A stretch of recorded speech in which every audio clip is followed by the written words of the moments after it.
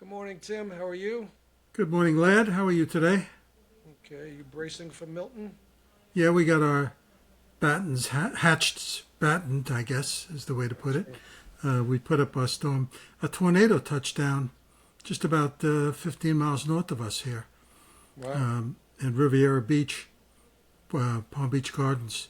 Did some damage apparently, and that's the issue. We're in the lower end of the cone, and the winds get kicked up, and we had a You know, tornado warning this morning. Sure I, enough, one touchdown. I read something last night, and the guy was saying, he says, you think you can prepare for this and you can weather the storm and the floods and the rain. He said, but 120 mile an hour wind, if a pencil hits you at 120 miles an hour, it's going to go through your skull. He says, and there's so much debris on the shores in Tampa.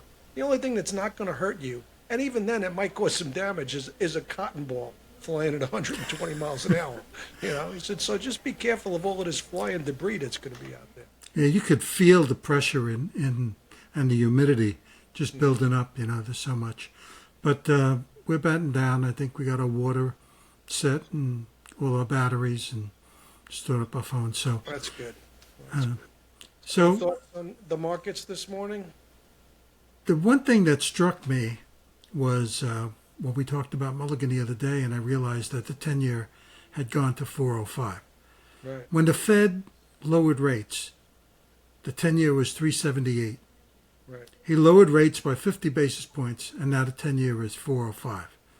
So if he lowers it another 50 basis points, what, we go to 5%? That's, I mean, that's what we were talking about the other day. The front end down, the back end up, right? yeah, What I call the twist in the yield curve, but it's a true steepening, but you're getting but it from both sides. but the real question is, why is that? And people feel that this Fed's caved in, I think we Yeah, started talking about that. yeah. So that's probably the most important thing that's going on. The BRICS are going to be showing up with their currency, or at least their prototype, pretty soon. And again, that's not a long-term thing. So I know you wanted to talk about some of the madness Well, today. before that, we did see a big sell-off yesterday in gold and in the energy complex, and I think that's the fact that October 7th is come and gone, and we didn't get a serious reprisal in the Middle East, and I think some people think that it's risk back on. I'm not so sure this is over. I don't think you put Oh, that it's away. it's not over by a long shot. Right. The election's just hovering here, and that's Hmm. the whole question now. And nobody knows if they can believe the polls Right. based on what's gone on the last two elections. Right. So we're in wild card territory right now. Yeah. It's so So true. But I will be, yeah. that, Go that ahead. what I was going to say is the name of the channel is Markets and Madness, and we've spent the first few episodes discussing the markets, and maybe it's time to discuss some of the madness, some of the characters that we've dealt with over 4 decades, 5 decades in this market, and he's sitting in a trading room. So Well, I think the madness led to the behavior, the irrational behavior that we've saw some of the people. I just think of people, and I think of my friend Bob, who you knew, and I put out something on Facebook the other day. I remember one time he was really out of it, and I tried to take his car keys away, and he said, I have to drive. I'm too drunk to walk. And to him, it made so much sense. But he was a big, big guy and gentle. And the one that sticks out on me is somebody gave us a big plant for when we started the company. And he was the only guy that paid any attention to this plant. He would go and water this plant when Europe closed, London closed. Just he'd take his little water spout and can, and he would go water this plant once a week. So one day he goes to water the plant, and there's a sign on the plant, big sign. Hey Bob, F you, the plant. You know. So he tears the sign away very patiently. He tore it up, waters his plant. Following week he goes back, another sign on the plant, bigger than the last one. Bob, I told you, no more water, bring bourbon next time. And every week the plant would abuse him. Once a week he would go and he would accept abuse from this plant and lovingly water it. So one day he went to water the plant and the plant was missing. And there was a big sign taped to the wall with all jumbled up newspaper font that said, if you ever want to see your plant alive again, put $1,000 in this envelope. And if you think we're kidding, look in the envelope. And inside the envelope was a twig with 2 leaves as proof of life, you know. And I thought about, when I saw that, you know, I wasn't party to that. And when I saw that, I thought about how long it must have taken to cut up all those newspaper print and make that. It probably took hours to make that sign. You know, I can see these guys. Yeah. You got alive, you got the word alive anywhere? Yeah, see if you can find that. You know, scanning through newspapers, cutting out a piece Cut of the that. A, cut the L, cut the I. And there was that kind of you know, just zaniness. I mean, every day was like a Marx Brothers movie. I remember one day I came in. Do you remember Henry? Well, yeah. One day one day I came in, and I was working, you know, regular day's work, and it was about maybe 4:30, and I called my wife, my ex-wife now, and I said, "Hey, hon, I'm leaving soon. Do we need anything? You want me to stop off to buy anything?" And she said, "Where are you leaving from?" I said, "The office." "Why?" She said, "You didn't go to the office today." I said, I really? Where did I go?" She said, "Well, I called the office and I spoke to Henry, and Henry said you didn't come in today." And I looked over and there was Henry going, nothing was sacred, you know? Absolutely nothing was sacred. Yeah, Henry was, I mean, the guy that wanted to sell him handkerchiefs. That's how I pick my nose. Right? Yeah. No, I don't use that. I pick my nose. It's just I think the best story was him with Don, when he goes out with Don, and he said, "What are you drinking?" And Don says, "This is best customer." This guy was his mortgage payment, you know. And he said, "What are you drinking?" I said, "I don't want anything to drink." Don says, he said, "Oh, come on, let me get you beer at least." "I don't want a beer. I don't want anything. Just give me a Coke." "Coke? Come on. Why come you're not drinking?" He said, "Well, Hank, if you must know, I can't get it up." He says, "I've seen you, wife. It's not the booze."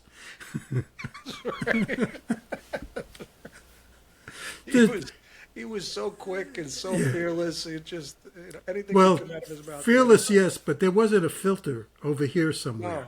You know, where it was created, he just had no filter whatsoever. He just blurted out whatever And he was was one of funny. so many. You know, there were so many people in that office, especially. Yeah, Pepper, yeah, it was crazy. Jorge, right? Diana, Bob McCarry, right? They're just these sidelines. It was like a Seinfeld show where you had Kenny Banyan and you had the At any public moment. library guy. Like they were all little side characters inside of that. You mentioned Bob McCarry. He was working for Diana. And you remember, I mean, if you were dealing forwards and you want 3 months, you didn't ask for 3 months. You said threes. Give me threes. So one day she's screaming, "Give me sixes, give me sixes." And he writes about 11 sixes on a pad. He goes, "Here you go." He says, yeah, it was fun. Yeah, It was there were a lot of characters back then. I remember. You mentioned Bob. There was the Mouse Market. I mean, that was another classic. Oh, well, that was mine. That was mine. I Oh, was yeah. I was totally responsible for that. Yeah. I walked into the kitchen one day, and I saw 2 mice skirt by in 2 different directions.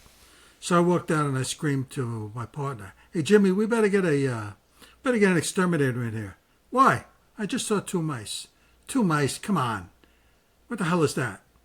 I said, "Jimmy, I used to be an exterminator. If you see 2 mice, you got a lot of mice." "What's a lot of mice? How do you deal? Make me a market." I said, "All right, I'm an asshole. I'll make you a market. You want to? How about for the month? For Let's 1 month. quantify what we're 1 month. pricing. 30. Yeah, you couldn't do it any other way.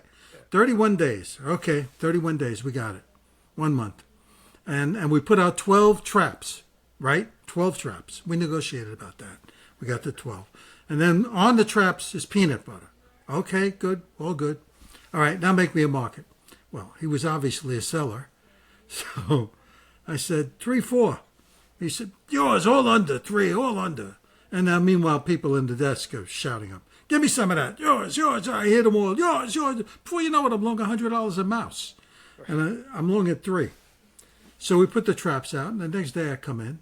So for And the this- football fans out there, it's like an over bet. Being Yeah. long is you want the over. Right. Okay. And Jimmy and the rest of the office is under. And I'm the only over. I'm the only guy long. That's right. He's the book. Yeah. So, we come in the next day and there's two mice in the traps. So immediately, the sentiment breaks up. I mean, the people who are short to me, which is pretty much everybody, concludes that that's the two that I saw and we got them now. So the shorts, they want to average. All right, man, how do you deal now? I don't know, 5, 6. Yours. Now I'm long at about 4, and I'm long significantly. I'm long, like $400 a mouse. So we put the traps out the next day. There's 2 more mice in the traps. Now with 2 days left, 2 days gone, 28 days left, 4 mice in the traps. I'm long at 4. I got a no risk trade here, right? A free option. Yeah. We could go on forever. So, I'm over on the first drive. Yeah. Of the How are game. you now? How are you now? These guys want to average, right? I'm 7 bid, 7, 7, 8, 7, 8, 7, 8. Yours. But now it's a little quieter. Yours. Yours. So I get a few more, and we put the traps out the next day, and we come in, and all the traps are sprung. All the traps, but he sprung, and I think it was Peter Dawson who sprung the traps because he was short up to his eyes. So we form a mouse practices committee instead of a market practices committee. And we agree to make a settlement. Yeah, we're going to make a settlement in favor of the longs. Steve Green says, I think we should inject liquidity into the market. Let's go to a pet store, buy a couple of mouse, let them loose. I said, oh, no, that's not good enough. That's not good enough. Injecting liquidity is not going to do it here. So we make a settlement. I think we add 2 to the body trap, and we put 2 out. We put the traps out again the following day. And then we learn that there was a garbage strike in New York, and the streets were filling up with rats. So Jimmy said, no, this is extenuating circumstances now. We gotta close down the market. And you so were on what, the 8th floor or the 10th floor? 10th floor. Yeah, but there were mice all over. The building was an old building. Right. There were mice everywhere. They used to come out and play the guitar. I mean, they were all over the place. So I think we settled at 13. I think that's where we ended up. And I bought Arlene a set of diamond earrings, her mouse earrings, with the money. I made about $4,000. It was, that's the mouse market. And every day there was a market for everything. For everything. Yeah. I tell people about the snow market, and they couldn't understand that they don't.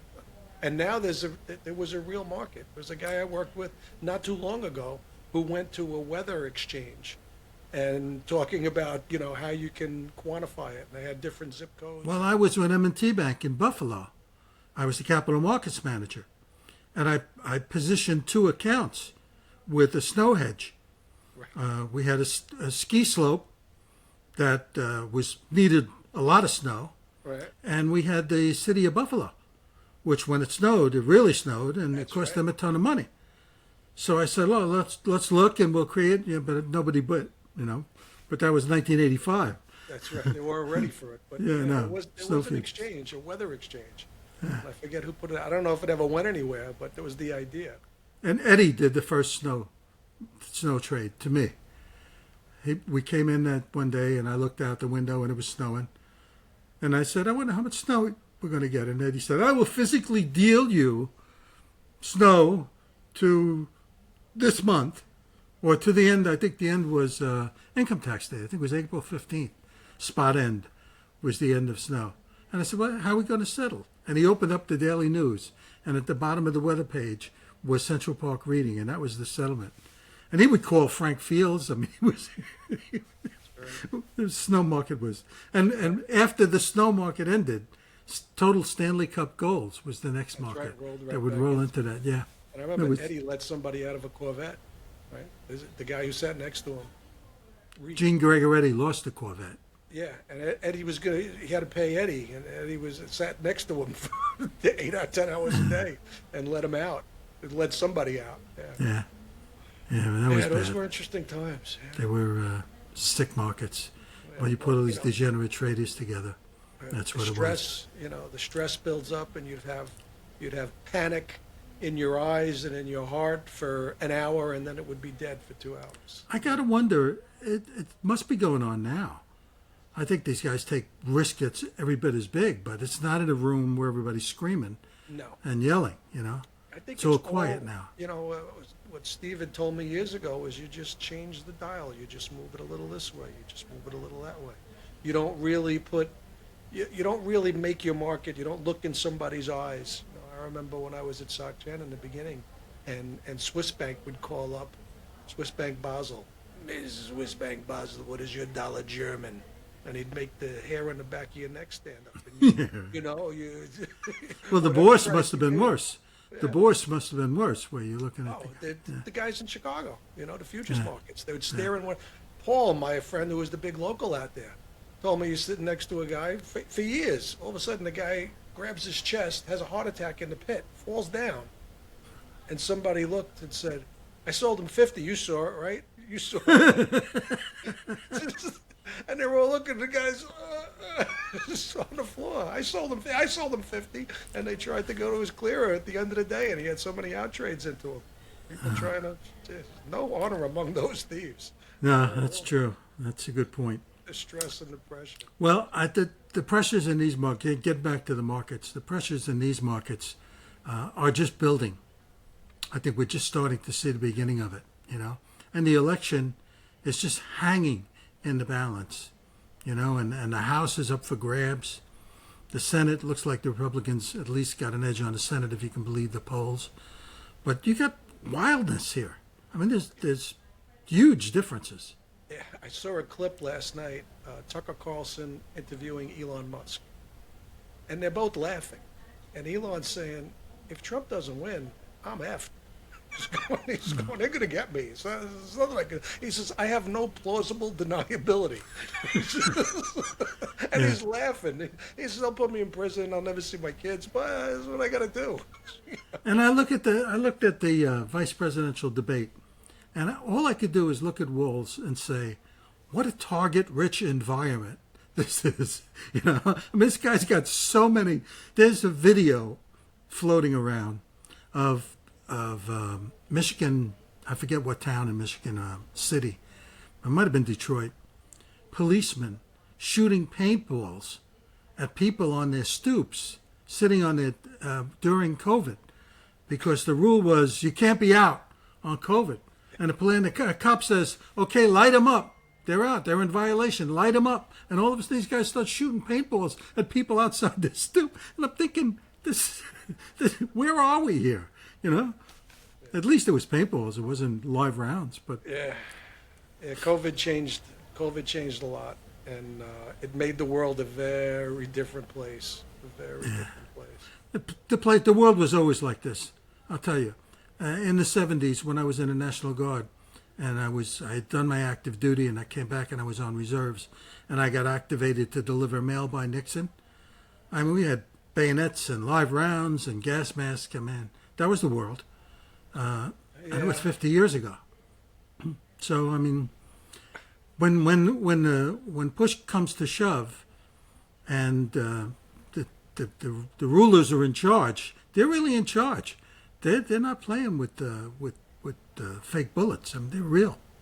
Yeah, I mean, I didn't live through that. I guess in the 70s I was too young to see that, but the 80s, 90s, and even 20 years ago, it seemed it was a kindler, gentler, to coin a phrase. Well, that's the way you saw it. In 60, I guess it was 68, during the Kent State riots, Yeah. when they shot those students, the National Guard shot 4 kids Right. and killed them.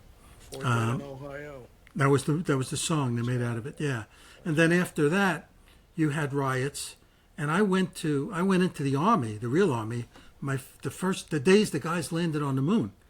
That was my first day in the army in 1969. So we trained and the extra training when I came home, because I did my 6 months active duty, was all about riots. I mean, that's all we did. We trained with gas masks everywhere and riots. And when the postal workers went on strike and Nixon activated me, and I was back in the army, in the real army again, because I don't know if you know that, when you get activated from reserve status, you're back in the real army. So I was back in the army in an infantry unit, and Vietnam was still going nicely. This was It's had to be 71, 72, something like that. And when we lined up, it was fixed bayonets, live rounds in the chambers, gas mask. And I thought, if I got to shoot a postal worker, there's something wrong. Those guys shoot us, That was another good story, but I'll save it for another day. Sad effect, but Yeah. And that craziness could come back. COVID taught us one thing, but COVID taught us a lot of things. Number one, when push comes to shove, they'll put their foot on your throat and do what they think needs to be done. So the people in charge are really in charge. They've got all of the power, and they wield it. And the other thing it taught us is we can't believe anything. We can't believe what we're told. We can't believe the newspapers. We can't believe the economic numbers. We can't believe what they say. We can't believe what's censored and what's not. This is the biggest wild card I have ever seen. I've often said the first 60 years of my life, I believed everything implicitly. You walk around and the world is fine. In the last 4 years, I really have questioned everything. Well, look at the numbers we saw last week, the employment numbers. As they started to rip through them, it was almost all government jobs. Without the increase in government jobs, the unemployment rate goes from 4.1% to 4.5%. Think about that. Right. And without the increase in government jobs, the number is, the employment gains are sharply lower. And, will we see that in a revision? Who the hell knows? I mean, how can you believe these numbers? But we trade off the numbers, We got nothing else to work with. So we have to cling to our last hopes of credibility. And credibility shot, really a shot. Yeah. Let's hope we can bring it back, Anyway. Well, listen, it was a good call. Stay safe. Hope you weather the storm. Yeah, I'll be in touch. All right. Take care.